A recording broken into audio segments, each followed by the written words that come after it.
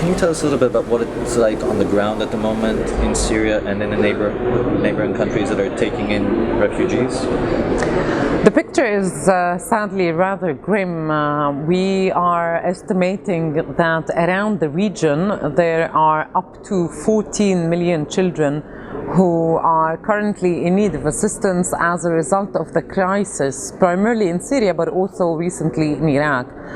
So you are talking not only about Syrian children who have been impacted by the ongoing violence, now entering its 5th year, but around the region you are seeing many children, millions in fact, who are impacted, who need assistance, who need support, and UNICEF is there trying to provide the support and the help these children need. So what kind of support is that? I see here you have lots of different kind of goods that are first order of need goods. Yeah, we brought these to basically showcase what is it that we provide to the children. You see, inside Syria, we are talking about more than 5.6 million children who are in need of assistance. And when we say assistance, it could be something very basic, like this towel, like this shampoo, like this toothbrush. These are things that could be very normal and we take for granted. But for a person who have become displaced, who ran without nothing on him or herself, these things become life-saving, and this is exactly what UNICEF provide.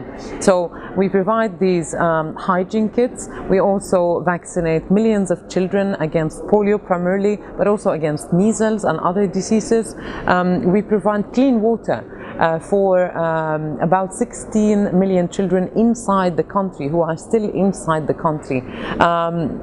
We also provide education, and that's key for UNICEF because we have warned around a year ago that if we do not provide education, there is a whole generation that could be lost, and we still are at that risk. The risk is not gone. So it's basically a package of assistance that we provide for Syrian children, whether they are in the country or in neighboring countries. So we have a lot of families where that have become fatherless or have split up. Is education really a priority for refugees and displaced persons? Do Absolutely. they see it as a priority? Absolutely, it's an absolute priority. When I was in Syria, and I've been several times, and wherever I go on whichever side of the conflict, and also in neighboring countries, in refugee camps and in urban areas alike, there is one message that Syrian families, especially Syrian mothers, but also Syrian fathers and children themselves, we want to go back to school. Help us get our children back to school. Education is very important. I don't want my child, my daughter, my son to grow up illiterate. I am not illiterate. Why should my child be illiterate? And it's a huge problem because we're talking about more than 2.6 million children who are currently not in school, whether inside Syria or living as refugees. And the challenge of what do we do to bring all these children back to school? Because school is the normal place, is the right place for every child to be. For a child in conflict, it becomes even more important. For a child in conflict to receive education, it becomes even more and more important. You've been to Syria, as you said, several times. Is there any child that has stuck with you, any story that really touched you?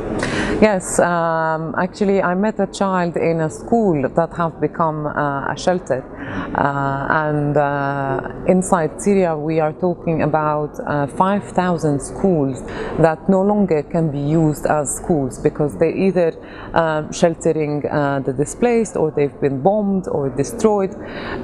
So in any case, I was in Syria, I met this child, and he came to me and told me his story. The thing about children in conflict and in this case Syrian children is that the eyes are very strong. The eyes tell you the story, and you see that they're tired, they're exhausted, they've seen horrors, they've experienced things that no one should experience, not adults, not children, and their eyes say it for themselves. So we started talking, and he told me about death, about seeing dead bodies, about dreaming bad dreams, about being afraid to go to sleep, because if he goes to sleep he might have nightmares. I asked him about school, and he said, all I want is I want to go back to school, and I want to be able to go back to school. We also met Ahmed, another colleague in fact met Ahmed in Aleppo. Ahmed is 9 years old. Again, the eyes tell the story of horror, of displacement, of very bad experience. But Ahmed says, I'm 9 years old, I haven't been to school for 2 years, and I want to be a doctor. So you actually have a video clip of that, and we can see that now. أنا اسمي أحمد، عمري 9 سنين، أنا من حلب. صار لي سنتين ما رحت على المدرسة، أتمنى بس أكبر أصير دكتور. صار لي 4 سنين ما بروح على المدرسة، بتمنى أصير عنسي. من 4 سنين ماشي في الترفيه اسمه وسيم، ولا بعرف هو وين، وأنا كثير مشتاق له. من 3 سنين ما حدا جاب لي لعبة، والسنتين أنا نايم على الأرض ما عندي تخت. من 4 سنين ما بقعد بغرفتي، بقعد بخيمة صغيرة هون. أنا اشتقت لغرفتي الصغيرة كثير. عندي 5 اخوات واخت واب. أنا مشتاقة لبيتي ولألعابي، أكثر شيء مشتاقة. ما بلحق أدرس، أنا بساعد أبي الطينة مش عاجب له مصاري.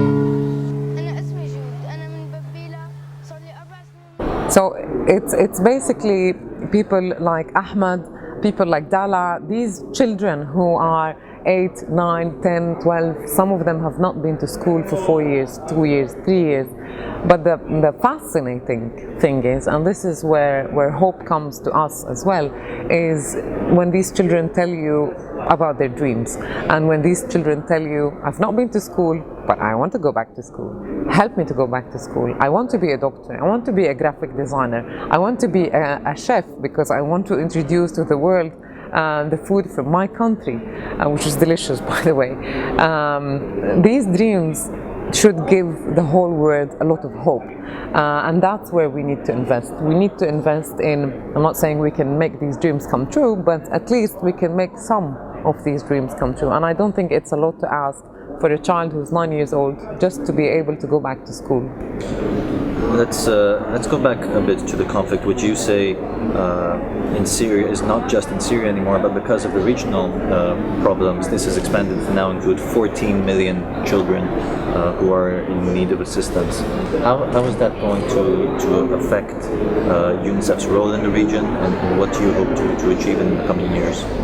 Look, we have a huge challenge ahead of us, and we are in fact in this challenge already, because the fact of the matter is that on a daily basis the humanitarian needs continue to grow and grow and grow. And right now we are talking about this huge number. This is about 25% of the Syria sub-region. So 1 in 4 children in the Syria sub-region, that is Syria and the neighboring countries, is impacted one way or another by the conflict. And what we need to do as UNICEF is to provide these children with assistance. The assistance can be from providing a polio drop, a vaccination drop against polio, to building a school. So the challenges are huge. The crisis is not going away. The violence continues. The displacement continues with it. And for us at UNICEF, this has been, in all our history, this has been, and we've been around for more than 6 decades, this has been one of the biggest humanitarian crises that the UNICEF has seen and has to respond to. So the challenges ahead of us are huge. We're asking for $900 million to support children inside Syria and around the region. That sounds like a lot of money, but we have 14 million children to provide assistance to. Is that enough? 900 million? It's what we're asking for. We are not getting what we're asking for. The donors, donor countries, member states from around the world, Kuwait, we are here in Kuwait, they've been extremely generous. They have been one of our biggest 5 donors, the state of Kuwait. And they have been really generous, but The problem is it's not enough.